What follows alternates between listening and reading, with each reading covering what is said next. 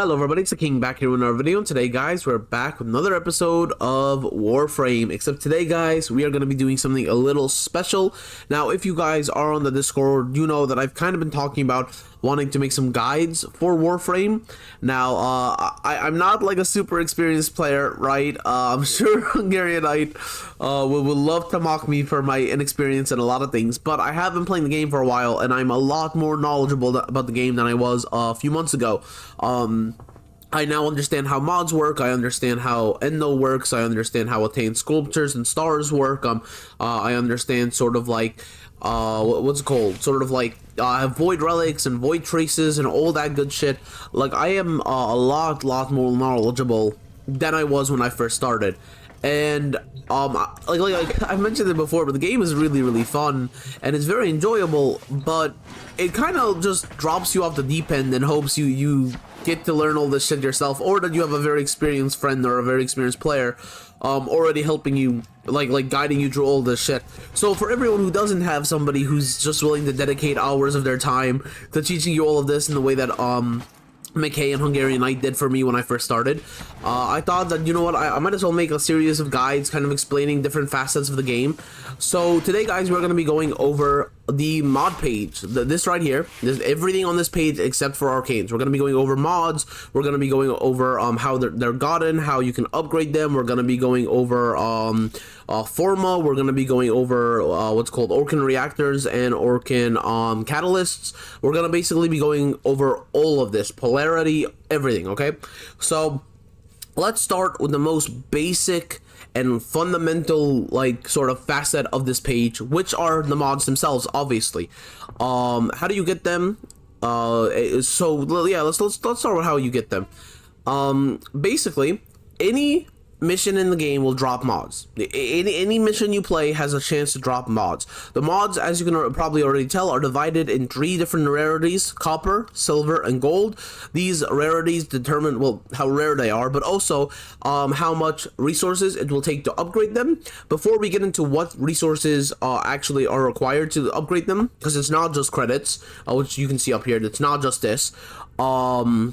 There are 2 things we have to talk about really quickly about mods. First of all, just because you can get mods from any stage in the game does not mean you can choose the type of mod. So for example, if you want, for example, I don't know, Equilibrium, let's say. If you want Equilibrium, there is no way to specifically, at least to my knowledge, specifically farm for Equilibrium. You either get it as a drop, just randomly, or you ask a player, hey, you got a spare Equilibrium, and they're just like trade it to you, because mods can be traded.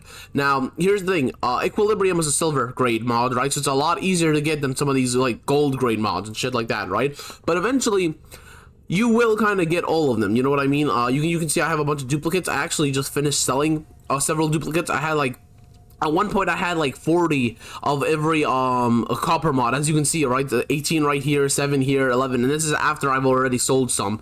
So it's fairly easy to get mods, and for whatever mods you can't get, again, just ask some players in chat. From what I found, all Warframe players are very generous, and like they just have they have so much resources they don't really know what to do with, so they'd be more than happy to just give you the mods. But before we go into the amount of like what resources are used to upgrade them, there is also something I want to mention real quick, because mods come in different varieties or different variants. It's not just regular mods. As you can see, this one has this little special symbol at the very top center. This is because it's an Exilus mod. I'm gonna kind of be talking about 3 different variants of mods, because these are the 3 variants that you as a new player could unlock fairly quickly or right off the bat. We're going to be talking about nightmare mods, we're going to talk about corrupted mods, and then we'll talk about Exilus mods, but we'll talk about these in the end, because these are connected to Exilus adapters. So how do you get nightmare mods? So when you first start off Warframe, you are going to be tasked with basically clearing out a bunch of random missions all over the start chart. When you clear all the missions on a planet, so let me just go to Earth, because this is literally the first planet you start on. There we go. Sorry, my scroll wheel was a little broken. So as soon as I said that, a fly came out of nowhere and is now harassing me, which is just great. I'm trying to keep this video as professional and as concise as possible, and the fly just had to come out of nowhere. Anyway, so As you can see, this is Earth. Basically, once you have completed all of these little missions here to the point where there's no more like blue, like glowing blue missions, because basically the way it works in Warframe, if you are like super new and you don't know, if you still have missions left to do, so for example, if I go to Ares, it'll basically glow. Oh, actually, I don't have Ares unlocked. I should probably go to a planet I actually have unlocked. Like, you know what? I just unlocked Uranus, so let's go to this one. As you guys can see, there are some missions that are blue and will kind of like pulse every once in a while.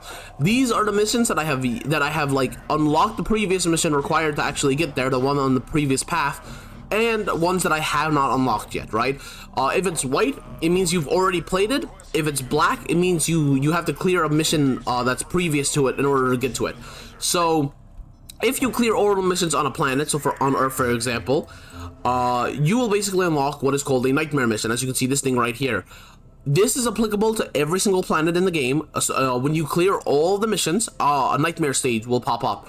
These nightmare stages are different and they refresh every single day. So once you clear this one on Earth, once the game resets at midnight, you'll be able to re-get a nightmare mission. Now, from what I understand, from what I recall, these missions will not always be the same. So, for example, it won't always be interception mode, right? It could be like survival, or it could be like defense, or whatever, right? But the mode might change, but the nightmare mission will still always stay on Earth until you clear it, and then it'll refresh, right? So, as you guys can kind of see, if I scroll, sorry, my scroll wheel is a little broken right now, which is why it's I'm scrolling so weirdly. But as you guys can see, these planets have this blue symbol on them. That means that these planets have all the missions cleared out and that I've unlocked the nightmare stage for them. If you guys want to keep track of your nightmare stages, you can just click the alerts up here and it'll show you all the ones you've yet to finish for the day. So, as I said, these unlock every 24 hours, like at midnight when the game actually refreshes. These will also reset. But that's how you get nightmare mods. Now, what are nightmare mods? So let me just run over to the assembly real quick so I can show you guys. Nightmare mods are basically like dual attribute mods, right? They are mods that don't just come with a single effect, they come with two effects. So for example, this is Flow, it has 100% energy max, right? A nightmare mod is, I'm trying to find actually a nightmare mod. Hold on, give me a second. I probably should have had one in mind before I came here. You know what? Here, this one right here. Constitution. This is a nightmare mod. It has two effects, not just one. 40% faster knockdown recovery, and then right underneath it, plus 28% ability duration, right? Nightmare mods will basically just give you a mod that has two effects rather than one. And then I've already explained nightmare missions and everything like that. Let's move on to corrupted mods. Now, corrupted mods are, admittedly, mods that you're not gonna really be able to get as easily as a new player. But if you join a guild or a clan or whatever it's called in this game, so long as you join one, you can get them fairly easily because new players are constantly opening vaults, and I mean, sorry, not new players, but players are usually craft dragon keys and just like open vaults, and all you need to do is be in the squad when a player opens a vault, and then you basically get the corrupted mod. Now, what does any of that mean for a new player? Because I know those terms might be very confusing. Let me explain. Once you're in a clan, you can go to the here clan dojo, right? And you can actually craft shit, right? So there's an item in the game that you can craft called a dragon key. Okay, actually, let me find it real quick so I can show you guys, and then I'll be right back. So I'm not gonna lie, I'm gonna have to take back what I just said. These are actually very easy to craft, and even new players would be able to craft these. I'd never bothered looking into the recipe before because I had Hungarian. I just crafted up a bunch of these for us, so I never had to look at them. But regardless, once you're in your actual clan dojo, all you gotta do is fast travel, go to the Orokin lab, and then you'll be teleported to this thing here. Just click on it, and these are the dragon keys. Basically, on Demios, there is there's a stage where you can go in and you can find these things called Orokin vaults. They spawn randomly in the map, right? So they'll be somewhere in the map. You'll have to look through the map. I have an entire episode playing with Orokin vaults, so if you guys want to go like watch that or whatever, I'll link it down in the description below so you can kind of see. It was my first experience opening vaults and shit, so it'll give you guys sort of a fresh new player experience for vaults. But really, you just go here. It's 500 credits to actually get the blueprint, and then this is what you need to actually craft the blueprint. It's very, very easy. Void traces, ferrite, and credits. If you guys don't know how to get void traces, I'll make a separate guide for void relics and void traces and all that good shit. A little too much to go into in this episode, but as you can see, very, very simple ingredients. It's not even that costly. But yeah, you just craft up void keys, and then there are basically 4 types of Orokin Volts that can spawn. They all drop corrupted mods. The only difference is that the gate might only takes one of these keys, and since you can't know which sort of, how do I explain this? Basically, an Orokin Volt, once you actually find it, requires one of the 4 keys. The issue is that you can't actually determine which key it needs until you find it. So it's best to just have all 4 on hand, right? Because it's random and you can't really tell which of the 4 you're gonna need. Thankfully, they're all fairly easy to craft. Now, once you find an Orokin Volt and you put in the Orokin key, the Dragon key, you'll get a corrupted mod. Everyone in the party will get a corrupted mod, even if they're not near the Volt. Now, what is a corrupted mod? A corrupted mod is, let me actually see if I have one of these currently equipped on this dude. No, I do not. That's just great. I'm pretty okay. I have some corrupted mods on my Soma. Yeah, there we go. Okay, so a corrupted mod is similar to a nightmare mod, where it has 2 effects, but the sort of the little gimmick is that nightmare mods have one very positive effect and then one negative effect. So for example, plus fire rate, but it's gonna take some of your damage away, right? So corrupted mods are basically this: one positive and then one negative effect. Now the positive effect is usually very strong, you know what I mean? I have actually a couple of these on, see, this is a nightmare mod, not a corrupted mod, but this is in corrupted mod. A plus damage minus accuracy. See, so it's one positive, one negative. All right, so that's corrupted mods, and then like I said, there's still Exilus mods we're going to talk about, but I'm going to leave that until the end of the video when we actually talk about Exilus adapters. So now you guys understand mods, right? You understand how to get them. How do you upgrade them? Well, mods require a currency called Endo. Let me just go to mods, and then for example, redirection. If you go to fusion here, and if I go +1, it's going to require 640 Endo and 30,000 credits. As you can see, I have almost 10,000 Endo, which is really nice. Now, how do you get Endo? Here's the thing. I'm gonna make a guide specifically on Endo because I feel like talking about attained stars and attained sculptures and all that shit is gonna take a little bit too much time. I'm already going over a lot in this episode, so I kind of don't want to like cram too much information into it. But basically, Endo can be gotten from, let me just make sure I'm still recording actually. Okay, thank God. This would have been very embarrassing if I was just talking to myself for the last like 12 minutes. But basically, Endo can just be gotten in the same way as credits, just from playing missions and shit. Now, you won't get very much Endo, right? You'll get maybe so somewhere between like 20 and like a couple hundred Endo. If you play like survival or something, you might get like 100, 200 Endo or something like that, but you're not gonna get a lot of Endo. You're gonna get enough though, where because you guys saw, right, Vitality, even upgrading it only requires like 640 or whatever. Most of the mods, especially like copper and silver and shit, don't require that much Endo to upgrade. Now there are some mods like the gold mods, as you guys can see, because I have a bunch of like corrupted and nightmare mods and shit. And even like Serration, for example, right? If I want to upgrade Serration more, it's going to be 640, and then it's going to be, you see how it starts to get way up in cost? You really don't need this much, you know what I mean? Settle for like rank 6 or even like rank 7, even rank 5, honestly, is fine. You don't have to fully max out every mod, especially not while you're still in the tutorial phase. For those who don't know, the tutorial phase basically ends once you've cleared the entire star chest, star map. Basically, once you've cleared this thing, you're out of the what's called the tutorial phase, right? Like there's a quest, I think it's called like the New War or something. Once you finish this shit, you're basically out of the where is it? Prelude to what? Nope. The War Within. I think it's either Prelude to War or the War Within. One of these two things right here is from what I understand, sort of like the end, right? It's like the final thing of the tutorial phase. You don't really need like max level mods up until that point, so the amount of Endo you get just from playing the game normally is gonna be enough for you.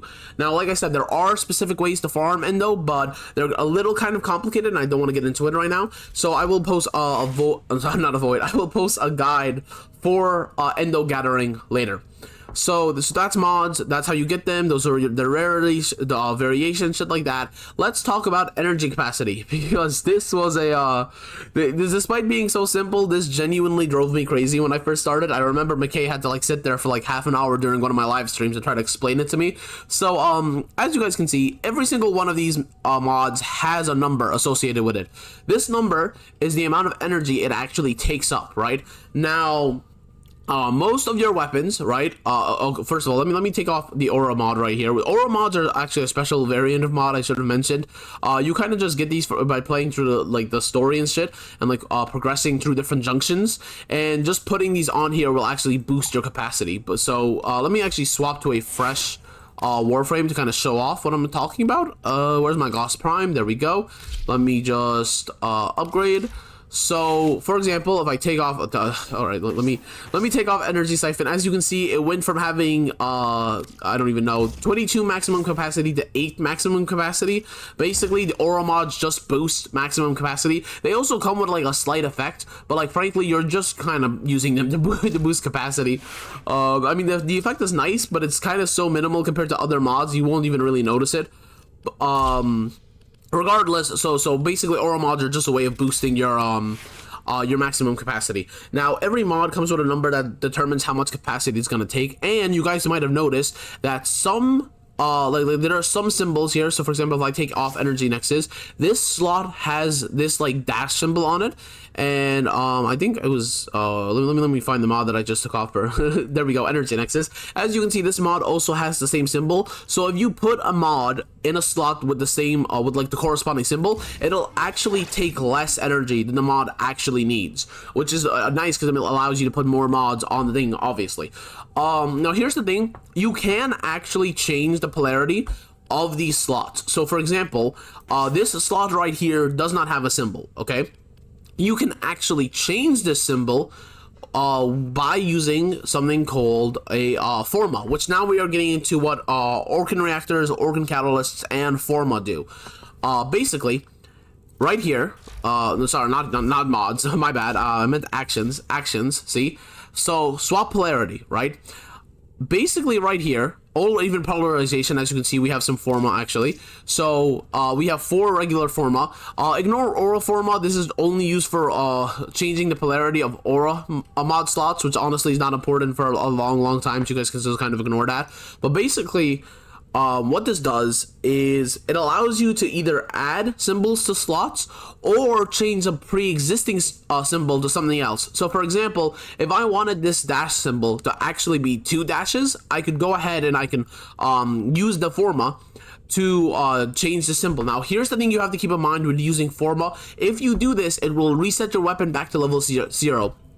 And you can only use a Forma once your weapon is maxed. So you have to get your weapon or Warframe to level 30 in order for it to be eligible to be Forma'd. If you use a Forma on it, it will be reset to level 0. So you'll have to re-level it back up to level 30 to change another like polarization slot, or to like swap it out, right? Now, while we're on the thing of like affecting your slots and affecting your capacity and shit like that, it's about time to, oh my god, I keep pressing mods instead of actions. It's about time to talk about Orokin Reactors and Orokin Catalysts, the potatoes of the game. I don't know why players call these potatoes. They don't look like potatoes to me, but sure, potatoes, whatever. As you can see, it says Orokin Reactor installed. Basically, by the way, sorry. Forma can be gotten from from Void Relics. I'm gonna, like I said, make a guide about how sort of you get Void Relics and shit like that. But just know Forma, basically you get the blueprints from Void Relics. Orokin Reactors and Orokin Catalysts. If you're upgrading a Warframe, you need a reactor. If you're upgrading a weapon, you'll need a catalyst. So let me go to actions. See, so a catalyst, it's basically the blue potato and the yellow potato, okay? Again, I did not come up with these terms. These are the terms players use. Don't ask me why. Regardless, what do Orokin Catalysts and Orokin Reactors do? Basically, what they do is, when you are playing with a fresh weapon and or a fresh Warframe, they at level 30 will have a maximum capacity of 30. So, for example, if I go to upgrade right now, the man has a maximum capacity of 22. Have I actually put a, See, basically this is all it does. Double your mod capacity. Actually, wait, that makes sense that he, yeah, see, there we go. I was about to say, how is he at 22? And then I really... maybe I should have followed the advice of my own guide, you know, maybe that would have made me a bit smarter. But, yeah... No, but literally the reason he has so much capacity is only because the aura mod. If you take it out, he only has 8 capacity and he's level 8. See, so basically once he hits level 30, he'll have 30 capacity. Same for weapons. Once weapons hit level 30, they'll only have 30 capacity, right? Now, we've already talked about formas, right? You can basically make all your mods take less capacity by like making sure they're in the proper slots and shit, but you having 30 energy to like use, or 30 capacity I should say, is still very low. So what you can do is go ahead and install a reactor and or a catalyst onto your Warframe or weapon, and it will double your mod capacity. I'm not gonna do it on Gauss Prime because I'm not gonna because it's a waste, because I'm probably not gonna use Gauss Prime. So I don't want to waste one of my reactors. But basically, if I were to go ahead and use it, this 8 would turn into 16, and once he reaches max level, rather than having 30 maximum capacity, he would have 60, not including aura mods, because as you guys have already seen, aura mods boosts capacity even beyond that a little bit. As I said, it's the same for weapons. Weapons, once they hit level 30, will have 30 capacity. If you wanted to double it and you think you're going to use the weapon for a long time, or you just like the weapon or whatever, oh, I really hate this appearance. Let's go back to Demon Wukong. There we go. So if you like weapons, right, if you're going to use it for a long time, go ahead, put a, I think it's the catalyst on that, or is it the reactor? I always get the catalyst and reactor mixed up, but they're the exact same, really. Yeah, okay, so it's catalyst for weapons. But yeah, you'll just go ahead and put a catalyst on a weapon, and then basically it'll double the slot. Now, but before we go on to where we get Exilus adapters and Exilus like mods and shit, because, no, sorry. Let me go here. There we go. Exilus adapters and Exilus mods, because like I said, we're not talking about arcanes. I don't know enough about them. Unfortunately, I'm still not at the point in the story or in the game where I actually understand these, so we're gonna ignore them. But Exilus adapters, okay? Before we talk about these things, I just want to quickly show you guys where the best place to get Exilus, sorry, not Exilus, Orokin catalysts and or reactors. Basically, you can just buy them from the Nightwave. Like it's super simple. There we go. See, Orokin reactors right here. Orokin catalysts. You can buy them for on the 75 if Nightwave credits. Honestly, I really suck at doing the missions when she offers them to me, but they're very simple missions. So ooh, Siren Chlora. Oh, yo, sorry. I'm a cosmetic freak, bro. I love cosmetics. I'm buying this shit. I'm gonna buy this shit off camera. Oh, damn it. Does she have any other good cosmetics? Hey, yo, a Wukong helmet? Bruh. Oh, okay. All right. Damn it. This is why this is why I don't go into here or buy good shit. Literally, I keep wasting my credits on cosmetics, bruh. Like, ooh, Ember Backdraft? Yo. Okay, you know what? This one doesn't look that good. All right, this one doesn't look that good. It looked better in the picture. But basically, you just farm up 75 credits, and then you can buy a catalyst and or a reactor. There's other ways to get these, but that's the easiest way to get them as a free-to-play. Now, technically, there is really no free-to-play shit, because even a free-to-play can earn the premium currency, which is platinum, but I'll make a guide on that later, because it's way too much to get into for this video. This video is probably already way too long. So let's just go ahead and quickly talk about Exilus adapters, and then we'll go ahead and end off the video. If you guys have watched up until this point, and this video has been helpful to you, please do hit the like button and subscribe to the channel. It really does mean the world to me. But let's move on. So, you'll actually get a Exilus adapter just by playing through the story. You'll get one of them, and so you can use it on any Warframe you want. I used it on my girl Ember Prime, so let me go swap. Let's go Ember Prime. Let's equip. Yeah, there's my girl. Yeah, there's Cake Prime. All right, let me upgrade, and as you can see, I actually have her Exilus slot opened. Basically, really, this I'm not gonna lie, this doesn't really do much other than open one more mod slot, but it only accepts certain mods. It only accepts, as you can see, mods with this special symbol, which are called like Exilus mods, right? And that's the only thing these slots do. They still take capacity like normal. They still They literally do everything like normal, and the only way you can get these Exilus mods, by the way, is just like regular mods, just by playing through playing missions. They'll drop randomly. As of right now, I do not see a point in using an Exilus mods, because most of these mods kind of like suck. Like they exist just kind of for the sake of existing. Like, they do offer some very small minor benefits, but frankly it's not really gonna be game changing if you don't have them. Like, you'll barely notice them there.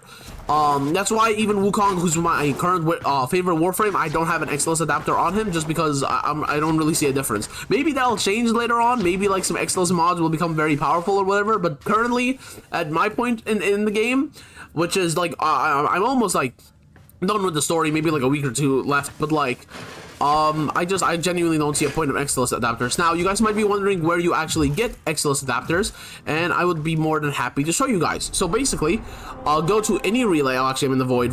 Voids don't have relays. Go to any relay. I'll just be using Earth because it's the first planet people unlock. Let's go to a calm relay, right?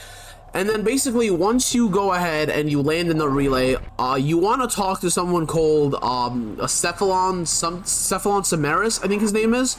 But basically, really annoying scan dude. I hate this dude, okay? But see, Cephalon Samaris, but others would probably not have the same issue. And then, my apologies, guys. I found out what I was doing wrong. So this is Cephalon Samaris, right? Instead of talking to him, go over here to the credit offerings, and then basically, this guy actually represents a faction. And so long as you do his quests, he'll give you standing, which is basically like a currency that you can use to buy shit. Once you guys have completed the Nado quest, which is actually, ironically, the quest that I'm about to do right now, he'll offer you fully built Exilus adapters, or the Exilus blueprint. I can't quite remember which one, but he'll offer it to you for some standing. I think it's like 60k standing or whatever. The Nado quest is, like, admittedly, almost like at the point where like you really start to get into like the later, more important portions of the story. It's actually the part where I'm at right now. So it's actually very ironic that I'm making this video while I still haven't done the Nado quest, but I am very, very close. And that's really how you get Exilus adapters. It is the free-to-play way. Now again, there are other ways to do it, but that's the way as a free-to-play, even without farming platinum, without spending money, any of that shit. You can just get it for standing, which is I've basically the same with the Orokin with the catalysts and the reactors. I'm trying to give players free-to-play ways to get this shit. Now again, as I've already said, as free-to-plays, you guys can basically farm platinum even without spending real money. But yeah, that's too complicated to talk right now. This video is already almost half an hour, but as you can see, the Nado quest, you complete this thing right here, and then you can go to Cephalon Samaris, and he will give you Exilus adapters for standing. Now that's gonna be all for today's episode though, guys. If this episode has helped you, please do hit that like and subscribe button. If you guys want to see more of this kind of content, please do well, I guess I already said subscribe to the channel, but you know what, double subscribe to the channel. Subscribe, unsubscribe, and then subscribe again. You know what to do. You know what to do, but that's gonna be all. I do hope you've all had a great and wonderful day. If not, I do hope it turns into a great and a wonderful day, and I truly do hope this video has helped you guys. See you all later.